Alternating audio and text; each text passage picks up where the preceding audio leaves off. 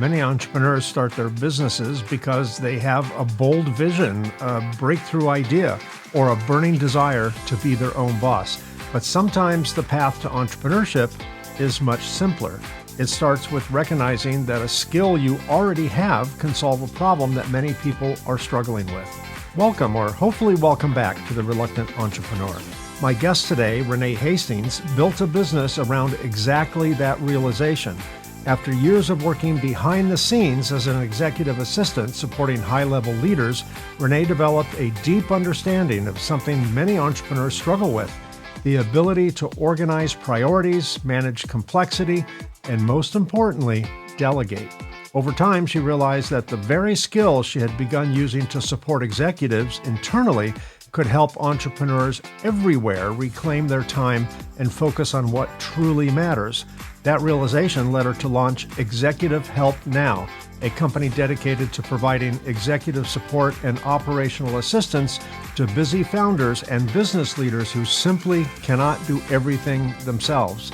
In this episode, Renee shares her entrepreneurial journey, how she transitioned from supporting executives to building a business of her own, and why learning to delegate may be one of the most important skills an entrepreneur can develop. In the second part of the conversation, we dive deeper into the practical side of delegation, why so many entrepreneurs struggle to let go of tasks, and how the right support can dramatically improve both productivity and business growth. So, if you've ever felt overwhelmed, and I know you have, trying to do everything yourself, this is an episode you won't want to miss. Let's get started.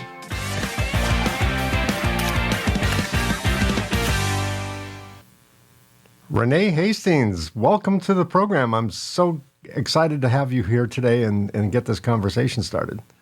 Well, thank you so much, Mike. I am super stoked to be here today. Wow. That's the best it's going to get. I'm just going to stop doing any more interviews today. You started early. You filled my ego up, so I'm good. I'm good to go. Maybe I won't even do anything tomorrow. Renee, let's start at the beginning. Before you launched Executive Help Now, what were you doing professionally, and what experiences led you to the world of executive support? Well, I love this question, Mike, because it takes me back to the very beginning, the foundation of who I am and how I operate. And that starts with my grandfather. My grandfather was a sharecropper in the South of the Americas, in the United States. And he was a sharecropping land for another man who owned land in Wisconsin. So my grandfather moved his large family from the South to an Amish community in Wisconsin. Now, for those that are in listen-only mode, I'm a Black woman. I was going to say, I And think your family stood out in yes, Wisconsin, in the Amish clip clop, yep, area. horse and buggy, yep, Horse the and whole buggy, nine. yeah. Wow. Yes, I actually went back to visit recently and I saw more buggies before I saw cars going down the Wow. street. Yeah, so it's still that way even today. But that's where I was raised. I was brought up on a farm in an Amish community in Wisconsin. And because we were the only Black people in the area, my grandfather instilled in us a very strong work ethic. And he said that everything we did was a reflection of the family. So we had to be excellent in everything. We had to be people of our word, reliable, dependable, So you had external trustworthy. pressure and internal pressure, right? You had Well, external pressure because of the days in the whole situation, right, where you had to double your performance to be viewed as maybe even slightly still less than equal. Plus, your mhm. family, your grandfather insisted on that too. So, Yes, wow, absolutely. But that became the norm. So when you grow up with it and that's just the way it is, it didn't really feel like pressure. It just felt like everybody does this, right? right, you know. right. Every large black family in Amish country in Wisconsin does this. Yeah, But when it's your normal reality, you just sure. think everyone around you Yeah, operates in the same way, especially when you're little. And so I continued to have that instilled in me from very early age that excellence was not optional. We had to be excellent in everything that we did. So that led to my mother ended up leaving the farm. We settled primarily in Madison, Wisconsin, and they had a summer youth employment program where kids could take advantage of these programs and learn some identifiable skills, employable skills at a very early age, just to kind of keep them off the streets and give them some money for the summer. And since I'm the daughter of a single mom, I was all about making some more money. So Sure. the first place where they placed me was the Madison Urban League, and they needed a library. So they took me in this room piled high and deep with books and books and books on top of books. And my job by the end of summer was to categorize them or organize them and log them so that people would know where to find them. And So I you were did all of introduced to it. the Dewey Decimal System, right? Wasn't that the like Well, it was actually the the the Renee system of system. libraries? Oh, it Yes, was that the is. Renee's the Renee Hastings system, the RH. Yes, But yes, Dewey Decimal, I discovered later was not my friend. But I did discover during this experience that I had a knack for organizing and a love for creating categories and subcategories and subcategories of things. And so I was 12, I believe, when I was in that program. The next year, they placed me at a company called Norrell Temporary Services, which was a employment agency. And the franchise owner of this temporary employment agency was a Black woman. And I was her office assistant. And my job was to hand out the applications to the people who were looking for work. And then once they got them filled out, they give them back to me and I type them into the computer and file them away. And it was just a wonderful experience. And it was at that time I made this inner vow. I'm 13 making inner vows. intervals I made already. I said one day I'm gonna own I'm gonna run an office or I'm gonna own a business because I saw this other woman who looked like me doing the same thing, and she was Sure. changing lives in our community. She was providing jobs and opportunities for people in our community, which was gonna make their family better. So I was like, I definitely want to do this. So I spent the next 3 years in school taking all the classes, the clerical classes, typing, shorthand, dictation, marketing, all of the DECA and all of the classes you could take to be really great in business. And I ended up graduating from high school at 16 years old.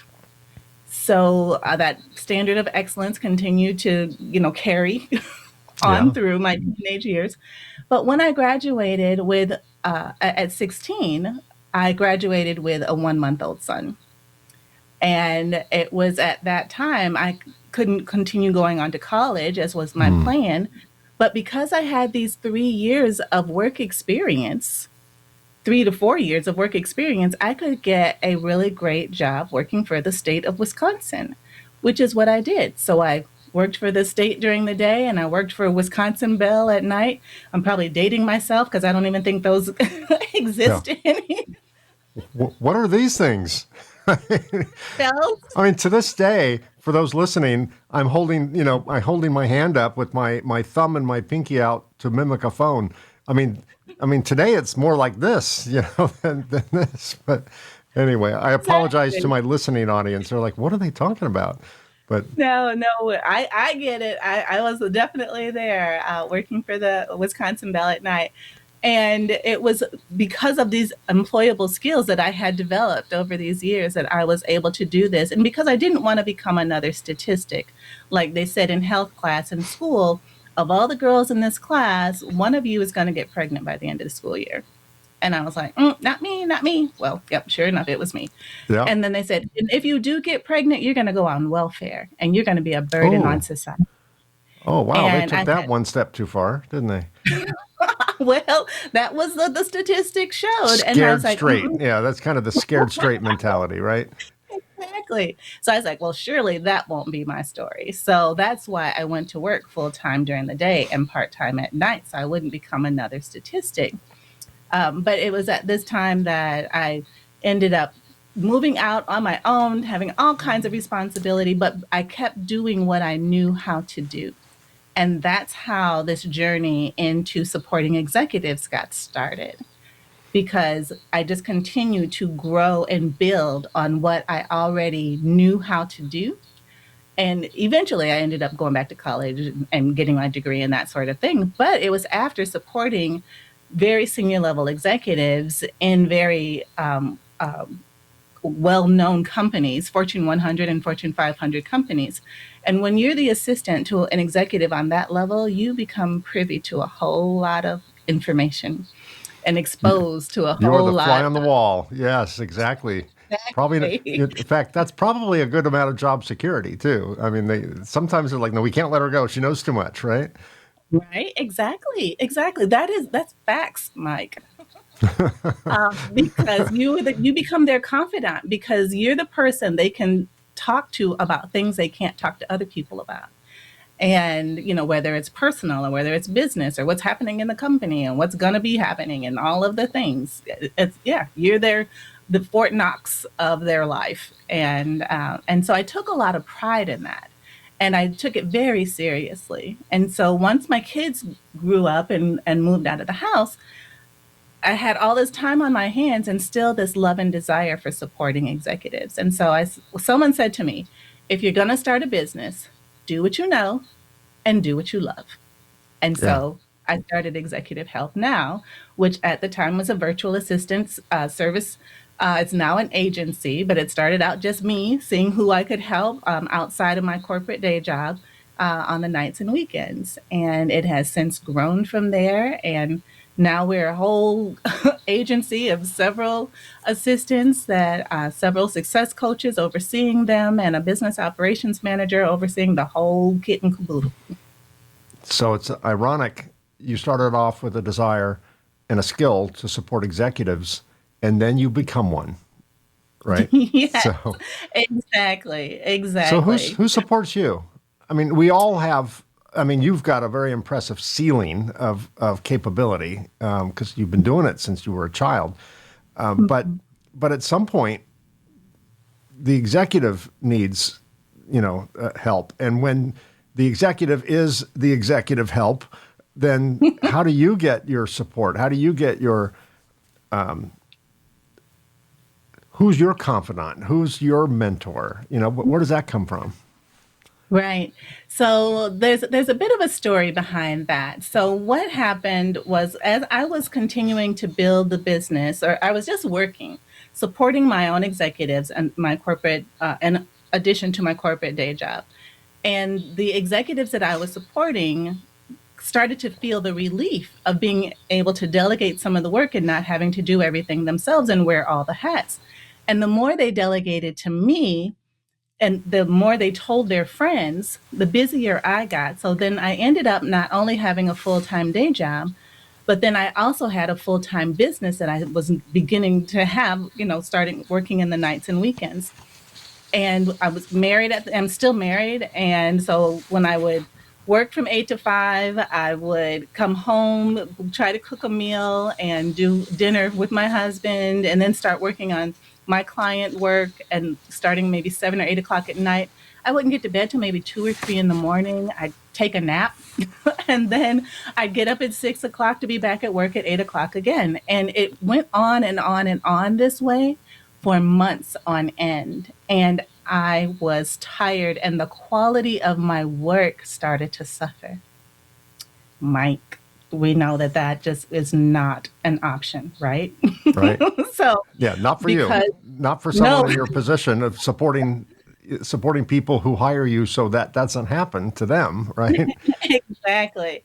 And so when that started happening, and I noticed that I was tired all the time, I was grumpy all the time, I was hungry, the quality of my work started to suffer. I knew I needed to make a change. And so I hired my own assistant. And she was my very first hire. And this was back in 2020. And we were just overwhelmed. I was overwhelmed. And when I got sick and tired of being sick and tired, I was like, and my uncle, who was an IBM retired executive, said, "This is not sustainable. You cannot keep doing this. This is not healthy." So I bit the bullet and I said, "Okay, I need some help. Let me bring on somebody." I found someone that I trusted because they were a referral from a relative. And if my relative trusted them, then I knew I could trust them. And when I spoke with her, it was like I was speaking to myself. I would Hmm. ask her a question and she'd answer it exactly the same way that I would answer it. And then she'd add a few other extra things on top that I didn't even think about. And I was like, oh, yes, this is my person. So I brought her on. Her name is Ashley. Shout out to Ashley. And that was, like I said, back in 2020. And since then, when I was able to delegate, I was able then to scale because now no longer was it just me trying to do everything and wear all the hats. I now had an Ashley where I could send work to and say, Ashley, please assist. Period. Thanks. Exclamation point. Smiley face. And that was every email that I Copy paste, forwarded. copy paste, copy paste. Yeah, yeah. Like, and it was such a game changer for the business because I knew then I didn't have to do everything. There were more Ashleys out there who could help us continue to grow and take on more clients and impact more lives. So that was the start of this journey and how I get help. So Ashley is now our business operations manager, and she oversees a team of success coaches who oversee a team of about 30 assistants right now. Wow. Talk Yeah. about scale. That's impressive. Yeah. So, Thank you. when you first launched Executive Help Now, what were some of the biggest challenges you faced in those early days of building the business? You talk about scale. I mean, clearly you've Right. scaled quite a bit. So, walk me through the challenging part of scale and any other one of 10,000 challenges that the business gods throw at entrepreneurs. Well, one of the things I don't think a lot of people realize when they're thinking about scaling and delegating is that they could very well have their own personal hangups about delegating and inviting someone into their life to take over some of this work that they didn't even realize they had until the opportunity came for them to give it away. And that was my story. Even though Ashley was amazing, I still felt this trepidation inside when it came time for me to let her in and let her in on all the secrets and behind the curtain of how things really operated in the business and how, it was an emotional uh, situation that I didn't realize was going to be a situation until I got in the situation.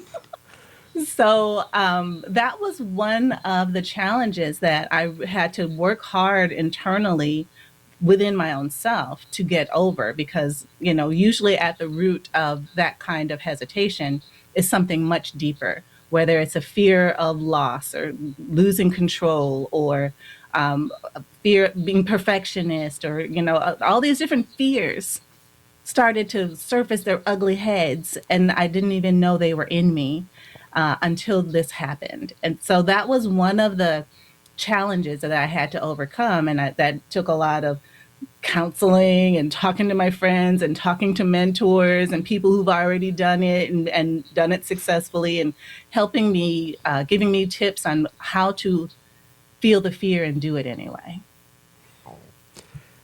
When I was much younger, and my company's 34 years old now, and Oh, well, congratulations. thanks. I've spent 34 years barely managing not to kill it. Right? Although I think I maybe subconsciously tried for a time, but I made every bonehead mistake any business owner could possibly make. I didn't know anything about business, and I just thought, well, how hard could it be? Come on, Renee, how hard could it be? Right? I'll just learn that as I go along. And Hmm. of course, the business gods gave me a lesson in how hard it could be. And Hmm. I routinely thought that, okay, business is hard at this level. We just need to grow. And I'll grow myself out of of my difficulties and my challenges, right? Not realizing in the moment that when I doubled my business, I quadrupled my problems and my challenges. And I didn't understand the difference between growth and scale. So, scale means, yes, your business grows, but so does all the infrastructure and the support around it, the people, the real estate, the systems, all the processes. They have to grow probably a little bit faster than your actual revenue growth. It reminds me of when I was a kid.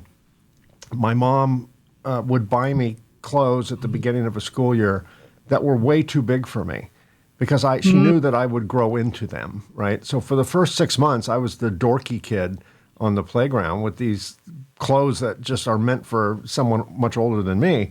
And then eventually I would grow into them and I'd feel a little bit cooler. And then, of course, new year, new clothes. Now I'm the dorky kid again.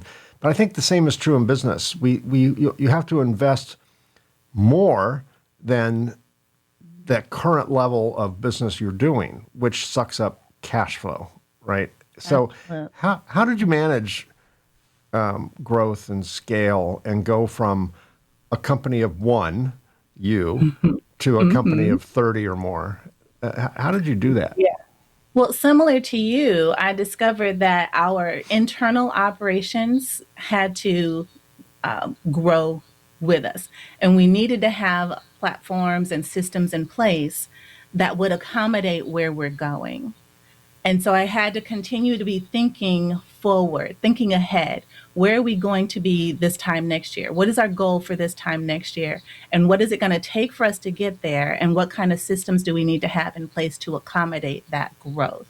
So that when it happens, then we're not all, floundering, trying to figure it out and trying to, put band-aids on things where we could have truly systematically done this from the beginning if we had thought it through thoroughly from the beginning. Does that make Yeah. sense? Yeah, sure. Yeah. Yeah. So we did that. We expanded our infrastructure. We kept what was working, which was how we onboarded new team members. And that became like the foundation of our success is the people that we have on our team. And because they've been through the fire to get to be a part of our team. But we took that time because it is so important, because not only do they represent me to our clients, they represent oftentimes our clients to their clients. Sure. So not just any old warm body will do when there's an opportunity. So the systems that we have in place to screen and vet and test and all of these things to make sure that they're a great fit for us and our culture, that remain foundational. But then we continue to grow the systems and operations so that they then would have a successful time supporting an executive. One of the common questions I ask my guests is, what were the shocking things about running a business? What did you not expect? What hit you kind of blindside? But in your case, you spent a long time helping business owners, helping executives in large companies. You were that fly on the wall, as I referred to earlier, and you kind of saw a preview of what it's like to own a business, what it's like to run a business, which was really a blessing to see that, because you still wanted to start your own business. So how much of you supporting executives and supporting entrepreneurs do you think assisted in and benefited you when you started your own business? I would say 100% of those experiences prepared me for business ownership. And I say that because throughout all the years, different executives have different styles, different personalities, different ways of communicating. Some of them were very good communicators. Some of them were very good bosses. Some of them were really, really bad. And it was through those traumatic experiences of working with bad bosses that it taught me how to be a better leader. Because Yeah. then I'd say, just don't do that. Don't do that and you'll be okay. So not only did I get to see how they thought about how to run a business, because a lot of times I was in the finance department supporting the CFO of a multi-billion dollar company, and they would have these conversations with their leadership teams about what this quarter looks like, what next quarter looks like, what expenses are looking like, what what's coming, what's attacking the cash flow, and where there's leaks, and how to plug them, and things like that. And do we really need this whole entire department, or can we consolidate all these different conversations that they were having? Because I'm in the meetings, whether I'm taking minutes or whatever it looks like, I become aware of the different situational challenges that they were facing, and then I can bring them back, Yeah. recall what they went through, and even still, we're still in touch today. I have great relationships with all of my past executives, and I can call them at any time and share with them a situation that I'm currently dealing with, and they will gladly share with me the benefit of their knowledge, even still today. Well, I'm glad you said that. Particularly the negative influence that you got. Before I started my company 34 years ago, I worked for a manufacturer in the same space that I'm in now. And after I left there and started my own company, they sued me because they were pretty pissed off that I would have the gall to leave the company and compete with them, and which I get. I get the emotional connection. It was a terrible business move because they lost the lawsuit. But Wow. but one of the things they accused me of was using the benefit of working there to learn their business practices, which gave me some like crazy unique advantage that I wouldn't have got had I not worked there. And they thought somehow I broke the law. And we had what's called a bench trial, so there was no jury. Juries scare me. I don't know if they're my peers or not, but to me, if I have a weak case, I want a jury because we're gonna sell emotion stuff to the jury. If I have a very factual, very binary, ones and zeros kind of case, I want a judge, right? And Right. we had a bench trial. So the judge was able to interrupt the lawyers and ask questions during testimony, and they were accusing me of using unfair business practices by adopting their unique things. And the judge asked me, he goes, "Son," he was an old judge. He goes, "Son, did you get any advantage?" I'm like, "Absolutely." And he goes, "Well, what was it?" I said, "I learned everything not to do." And I said, I saw stuff going down. It was negative. We lost money on these things. And I just remember thinking in the moment, boy, if I ever do this on my own, I'm not going to do that. I said, that's what I Right. took away. And the judge just started laughing and he goes, okay. And I knew at that moment we're going to win this, right? But I think there is a value in our own failures. We learn Yeah. from our own failures. It's not fun at the time. I never want to go through it again, but I'm very grateful for every mistake I made. The larger, the better, because that Right. was curriculum, right? That was Right.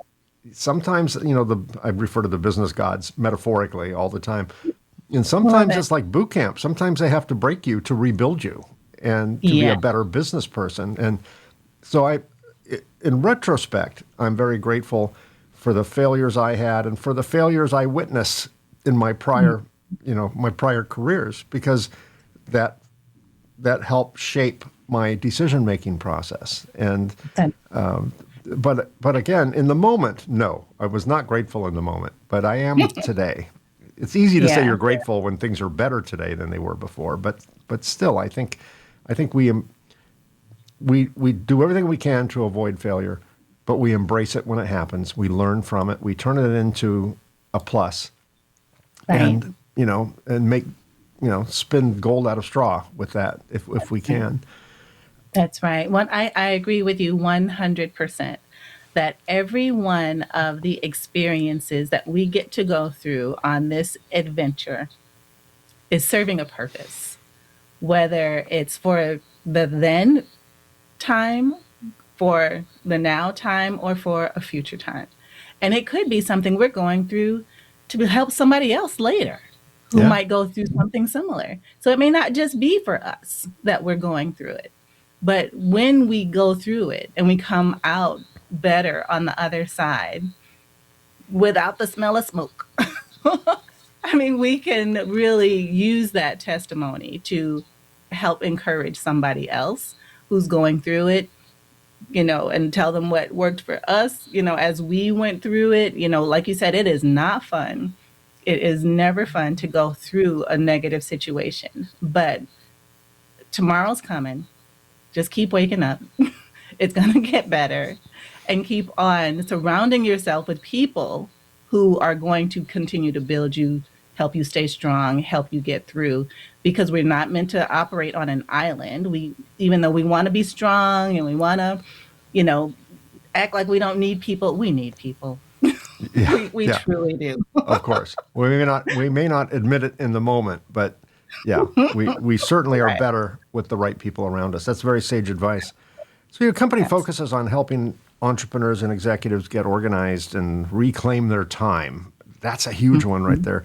What do Yes. you think, or why do you think so many founders struggle to delegate work to others? What's the reason people like me just say, "I'll do it, I'll do it, I'll do it"?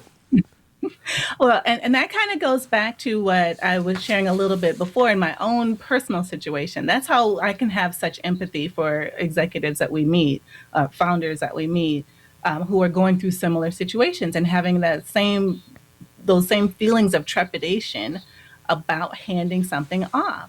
There is this People have this, some people, I'm not going to generalize everybody, but a lot of people may discover that when it comes time to hand something off, they may discover that they are control freaks.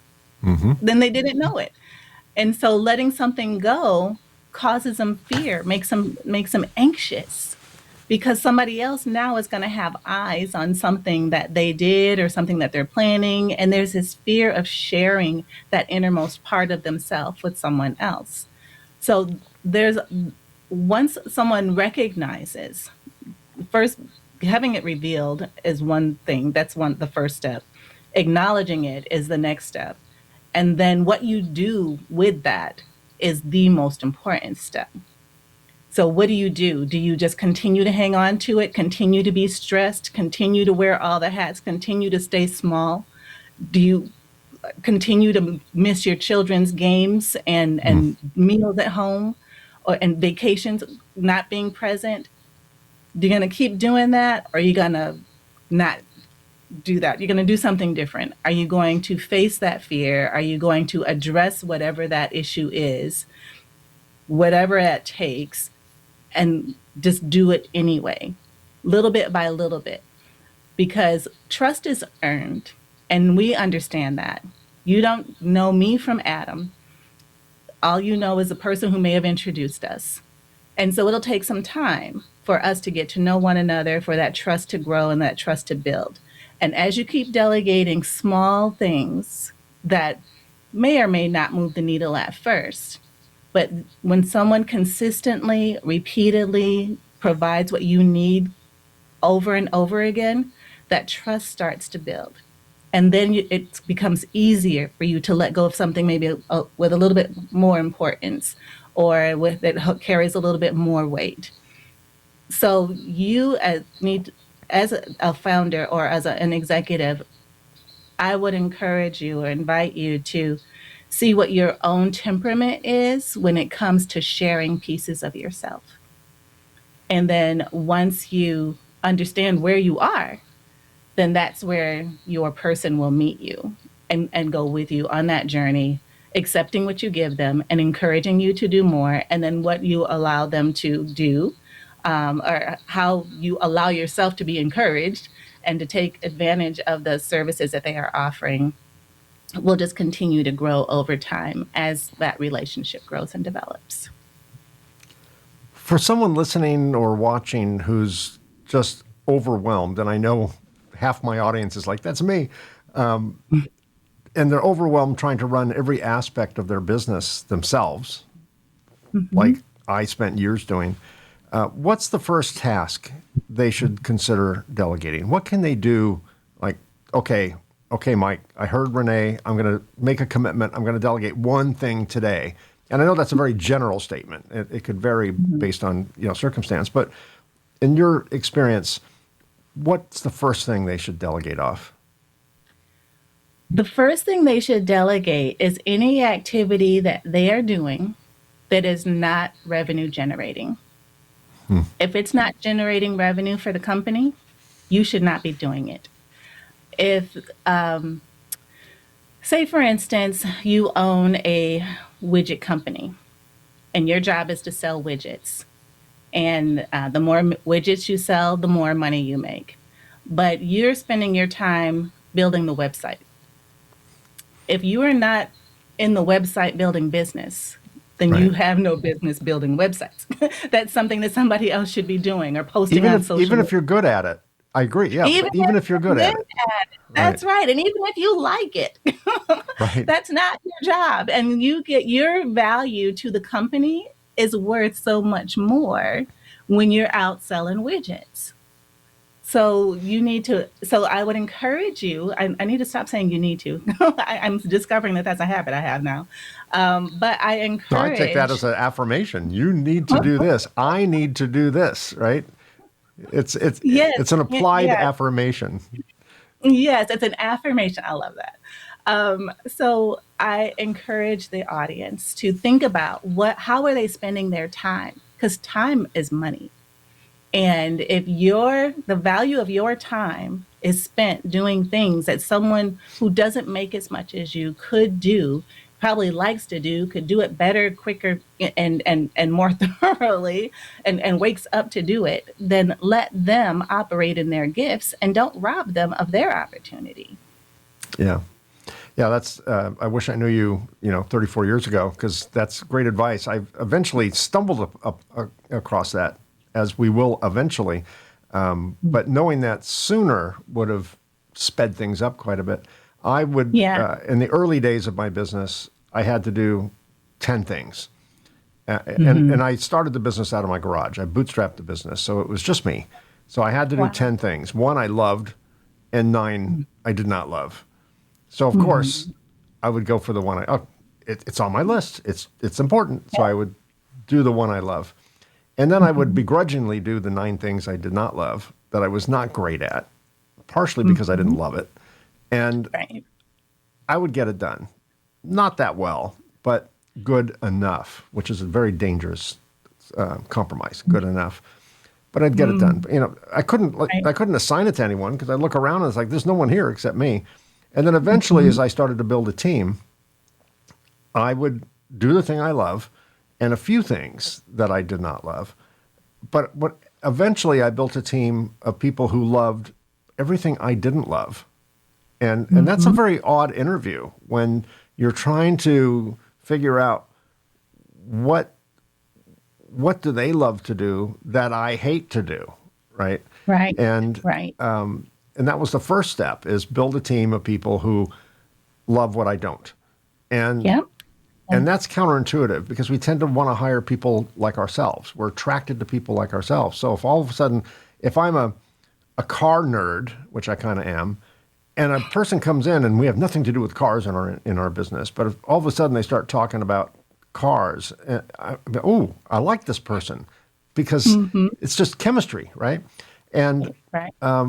but that's not what I need. I need Right. people who, if I'm a circle, I need someone that's a square because That's we right. got to fill two different holes, and I can't push a square into a round hole, right? So, and I need Mm. that round hole filled. So, corny Yeah. analogy there, but you get my point. Absolutely. And So, and it's yeah, yeah. So I totally agree that the executive or the business owner, whatever the case may be, should work on their superpower and yes. what they can do that others can't. their magic Right. wand, and we all have one, right, or more. Yep.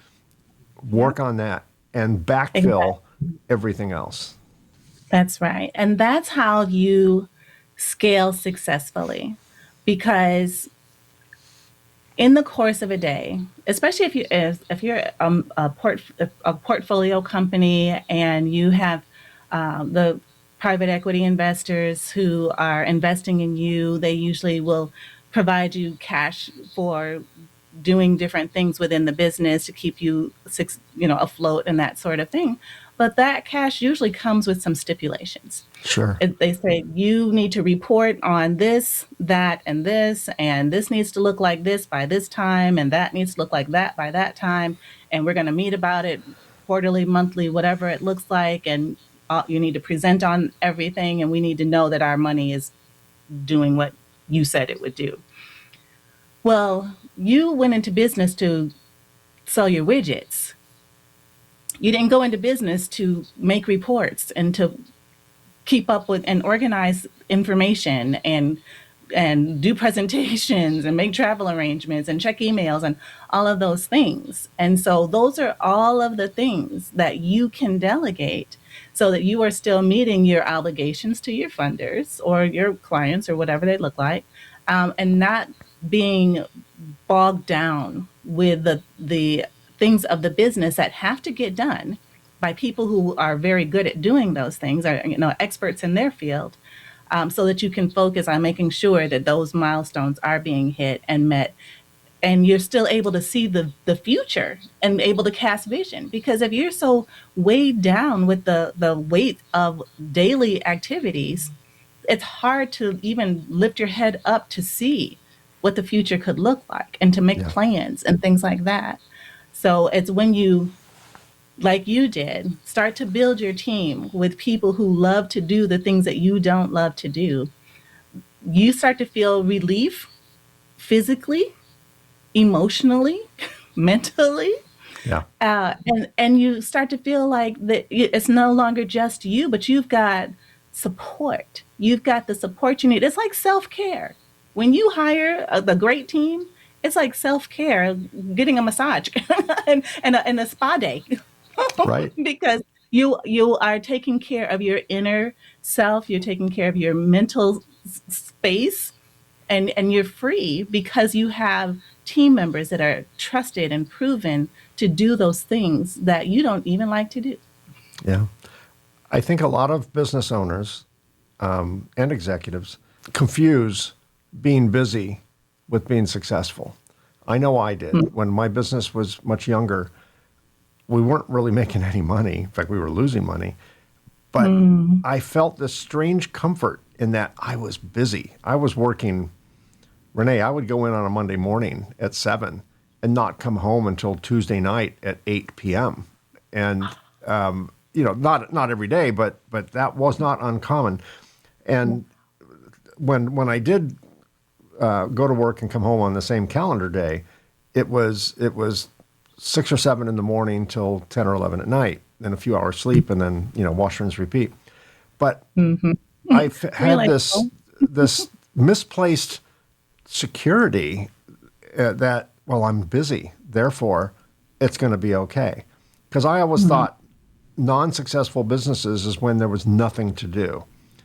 I was working endless hours, being busy, not necessarily productive, but busy. And I took that as I'm okay because I'm so busy. This business is going to be successful because look how busy I am. And that is a very false sense of security.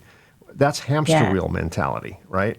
I'm sure the absolutely. hamster thinks, man, I must have run miles by now, and they're still in the cage, right? So that, Right. yeah, there's something to be said for having a whole different metric for success other than how busy are you. Because I would argue if you're just so busy you don't have time for friends or family or nutrition or health or exercise or whatever, what part of success does that fall under? I don't see it. We're Yeah, starting to that run is out of not. time. Yeah, yeah. Sorry, go ahead. And just, and I can close out on that. Yeah. that when if a person is so busy that they can't do these things, and I love that your story about how you used to equate busyness with success, and it's important to understand that, in my opinion, and what I've heard said in the industries across many different segments, your business should be able to run without you. Yeah. That's success, when your business is able to run without you. So you've got all the people lined up, all the processes lined up, all the systems lined up. Everyone knows how to do what they do. The business keeps growing, and you're not even in the office. That's success. Yeah. I discovered that. I feel like I'm always a step behind you. What you say, I'm like, yeah, I did discover that, but you already knew it. I semi-retired, and I put that in air quotes, semi-retired from my business about 4 or 5 years ago, which means I Awesome. don't go to the office anymore. I have nothing to do with day-to-day operations. And my team is absolutely amazing. They're a dream team. They run the Wow. company way, way better than I ever did.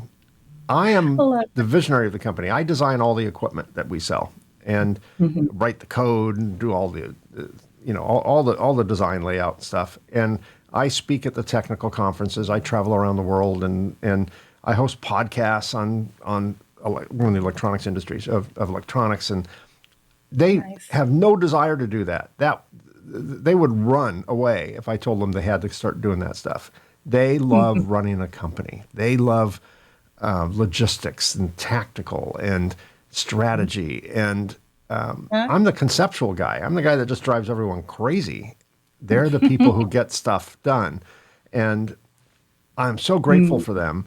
And they are also grateful for me because I do what they would hate to do: be in front of the camera, be in front of the lectern, write technical papers, sit on association boards, all that stuff. But I'm kind of the visionary, and they're the people who get that vision done. And we right. are a great team. And they pay me to stay away. And that has a tremendous ROI attached to it, Renee. A tremendous ROI. Because when I'm there, just me being there changes the vibe, slows things down. You get a little bit Yeah. of Emperor's New Clothes thing, like, Mm, oh, anything Mike says is going to be a good idea because, Mike owns the company. And none of that is true, but I understand where that feeling comes from. yeah. So say someone in my audience is looking for an executive assistant. What separates truly effective executive assistants from, or operational support partners from someone who simply just completes tasks? There's got to be more than just doing 10 items on a list.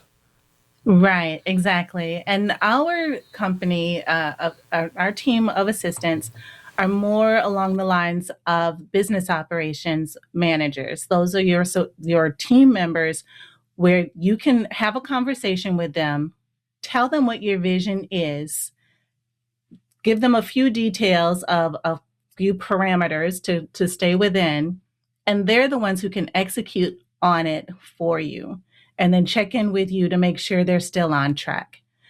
That's the difference between a premier virtual support team and someone who checks tasks off of lists. Yes. Hard to say. That's a bit of a tongue twister. Yes. It is. It is. And I want to go back and I want to, first of all, congratulate you, Mike, on building such a tremendous company and an incredible team. And I'm sure you are an inspiration to them. And so when you were talking about how they pay you to stay away and all those sorts of things, I know you're just joking, but you are truly inspirational. And I'm excited for your team that they get to work with you. Thank you. I appreciate that. Particularly coming from you who has had a lot of experience with lots of companies and lots of executives, lots of entrepreneurs. So I do appreciate that. I think there's a saying, of course, everyone's heard it, and it sounds a little Pollyannish, but it is absolutely true. And that is, if you love what you do, you never work a day in your life, right? And obviously that's a mental state, but not a physical truth, but mentally it's true. Emotionally it's true. And I do what I love to do. My team does what they love to do. And Yeah. I contrast that to the early days when I had 10 things to do, one I loved, nine I hated. And I am so blessed to do just what I love. And now I can do more of what I love because now the 10 things I have to do every day, one of them's talking to you, which I love doing. And doing all the content creation and working on lectures that I'm going to give to universities on the subject of entrepreneurship or technical stuff on for my professional career. That's all I do. It's a question of which one do I want to do more? I have 10 things I love to do. What do I love the most? And how do I prioritize that? So it's I feel like I won the lottery. And I don't want to say my team is in the same state of nirvana that I'm in, but they're pretty close to it. They love what they do, and they feel relief that they know we're not going to have them do something that they do not like, even though Right. they might be good at it. That's a curse. If you're really good at something but you hate doing it, but once someone finds out you're good at it, they want you to do it.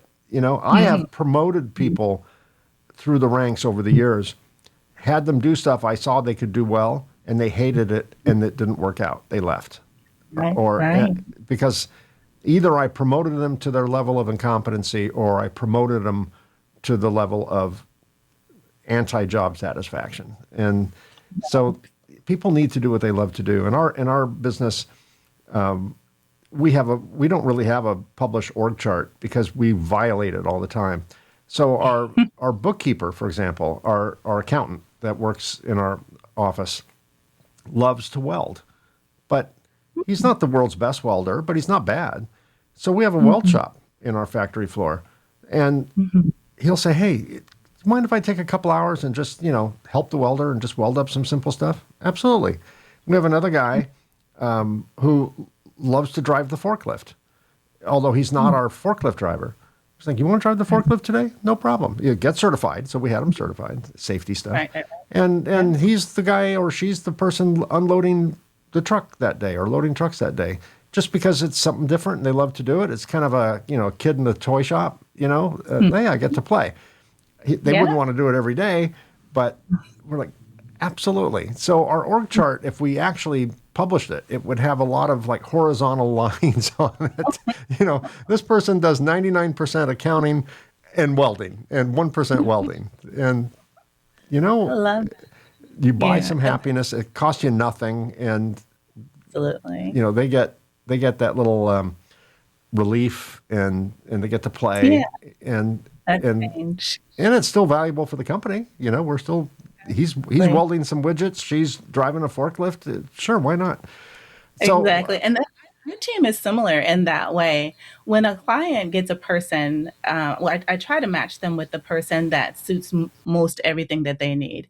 But there may be something that they need to have done that their person isn't an expert in. Their person has access to everyone on the team and their own special gifts that they can then tap into and say, "Hey, my client needs this. I know you're really good at that. Can you handle this part for me and give it back to me by such and such a time so I can give it back to my client?" And we're like, because of our culture, and we're very team and collaborative, we have a very collaborative team culture. It's never a problem for us to be able to support that client in that way. And we take advantage of everyone's skills and specialties. that's great. So last question. We're about out of time. How did you define success when you first started this journey, and how do you define it today? Wow. So I defined success when I first started this journey as the number of clients I could have. And today I define success by the number of lives that we impact. And there's a difference because a client is just one person. But when I think about how that one person impacts their family and their community and their ability to go and do other things and show up and be present in those things, that's now what success looks like to me. Excellent. And for the record, I don't think I've had any guests on that had the same answer before and now, which to me shows growth and perspective. Mine was money. I needed to support my family, right? That was the goal. I gauged success by how much money I was making. Today, it would be freedom, which money buys some degree of freedom. So I'm not discounting the monetary side of it, but freedom to do what I want, when I want, what I love, freedom to help others do the same thing, freedom to travel, freedom to design stuff and create. I mean, to me, that's a freedom to have a work-life balance. I mean, to me, that's the ultimate. And but everyone that I've spoken with on this show has had a much higher level, much higher octave definition of success after they did this for a while, which to me just shows maturity and growth and an understanding that it's the motivation to start it is not necessarily the same motivation to keep it going. It grows, it becomes bigger, and That's right. yeah, Yeah. which makes It me feel good. evolved. Yeah, absolutely. And I'm so happy for you that you have reached that place of having that ultimate freedom to do what you love to do and do what you want to do when or if you want to. And I think that's hashtag goals for the rest of us. We're working on it. But it is truly a wonderful place to be. And super excited for you that you are there. And hopefully, with the continuation of your show and bringing on guests and talking about giving all the different tips and tricks where other people can get to that place as well, we'll continue to just grow and evolve, kind of like a marriage. That's what business is like to me. Like when you first start dating, you're all googly eyed for everybody Oh and you yeah, have these sure. ideals, but then you kind of grow and you learn and you evolve together. And then you end up in this place of unconditional, no matter what, love. And that's the way you feel about the business, that it's just, you're in a different place of intensity and love and appreciation for the impact. Yeah, I think that's a really good comparison. Owning a business and marriage. Sometimes it's like bigamy. I think that's the right term. Where sometimes it feels like I've married 12 wives, with the business, Yes. and 5 mistresses. I mean, it's so consuming. Business is so consuming. But you're right. One of the purposes of the show, Renee, one of the many purposes of the show, and the goals of the show, I should say, is to de-romanticize entrepreneurship, not to discourage people from starting a business, but to give them a wide-eyed view of what it really is like versus what they think it's like. Because if they're going to Right. quit a perfectly good job and spend their life savings starting a business, thinking that I can be my own boss, I can write my own checks, I can take all the time off I want what Renee has, I want what Mike has, because look at that. He's talking about freedom and money and all this. Ain't like that. Nothing is like that. It is a struggle. It is the hardest thing, maybe outside of giving birth. I don't have that experience, thankfully. I don't have, because I think if it was up to men, the planet would be empty. The planet would be, hell no, nope, not happening, right? It takes women to Now be that you strong. Yeah. Oh Yeah. my gosh. When you think about building a business or giving birth, it's tough. Yeah, I'll they're say both the labor, very. though. I mean, the labor is much longer in business than it is in human birth. But at any rate, I digress. This is one of the reasons my company doesn't like me being around, because I just kind of go off in tangents and all that. And they're like, "Can we get on with running a business, Mike?" So I anyway, love that. but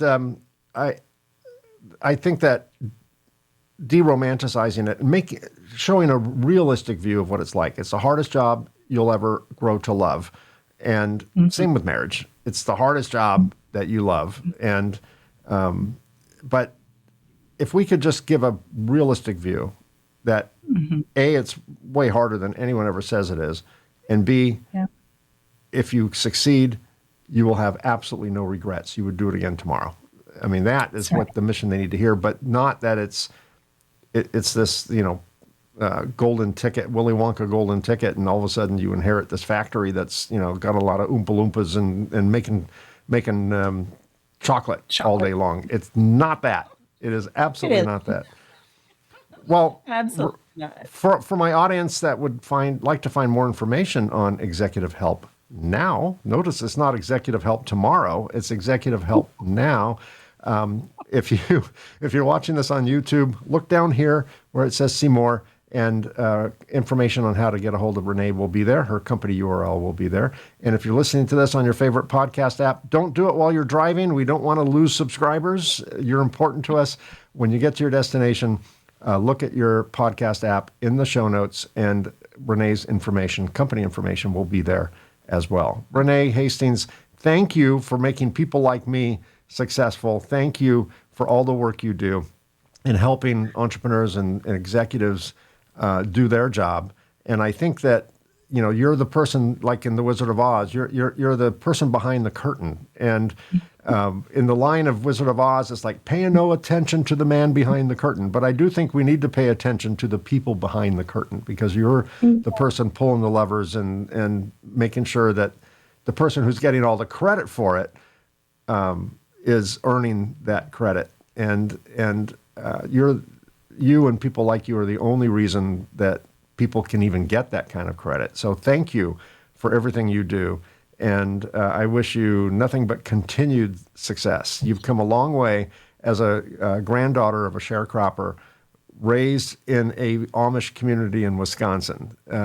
Your experience at the library was I don't think you realized it at the time, but that lit a torch, which grew into a giant bonfire, which created you and your company. And I'm sure you're grateful for that journey. Maybe not for the Wisconsin winters compared to Atlanta winters, but I'm grateful for what you do for our industry, for business in general, and again, continued success. Thank you so much, Mike. This has truly been an honor to be here. I hope that there were a few pieces of golden nugget that is benefiting the audience, that where they see that it's not all a bowl of roses and building a business, but it can certainly be done with the right team. Behind the curtains, pulling all the levers, making you look good. We love to do that. Our entire team has a servant heart mentality, and we are here to help you thrive and succeed in doing whatever it is that you're doing. So definitely reach out to me. We are excited to support you. Mike, keep up the great work. This is a fantastic podcast, and you are an amazing host. Oh, thank you very much. Okay, I've had way more compliments than I deserve today, but thank you for filling up my ego. I put my ego away many years ago because it helped me start the business, but I realized it was a rascal. It was not doing me favors. But every once in a while, I feed them junk food and like candy bars. Thank you for that. I'm feeding my ego all those compliments right now, and my ego will be very happy. But thank you very much. I appreciate that, especially coming from someone like you with all the experience that you have in context. I really appreciate it. And again, thanks for being here. And I will, hopefully, we'll run into each other again. Hopefully so. I'm counting on it. As we wrap up this conversation with Renee, one of the themes that really stands out is that entrepreneurship does not always have to start with a grand plan. Sometimes it begins with recognizing that the skills you already have can solve real problems for others now. Renee spent years helping executives stay organized, focused, and productive. What she realized, and what many entrepreneurs eventually discover, is that trying to do everything yourself is not a badge of honor. In many cases, it's the very thing that prevents a business from growing. Her work with Executive Help Now reminds us that successful entrepreneurs are not the ones who do the most. They're the ones who learn to focus on the things only they can do and build the right support team around them to handle the rest. If there's one takeaway from today's conversation, it's this: delegation is not a weakness, it's a strategy. And now, that's a wrap. Thanks for being part of the Reluctant Entrepreneur family. We have been exceptionally busy recording future episodes with fascinating guests, so be sure to subscribe to get notified when new episodes drop. And one personal favor, if you happen to be watching this on YouTube, consider giving us a like and subscribe. Those two simple clicks really help us expand our reach. If you're an entrepreneur or know someone that would make a great guest, I'd love to hear from you. Visit reluctantentrepreneur.podcast.com to apply or recommend a guest. And of course, a shameless plug, if you're interested in my book, The Reluctant Entrepreneur, Anatomy of a Business Startup from Uncertainty to Unstoppable, it's available in paperback and Kindle on Amazon and as an audiobook on both Audible and Amazon. Thanks again so much for listening or watching. Until next time, be unstoppable. I'll see you again soon.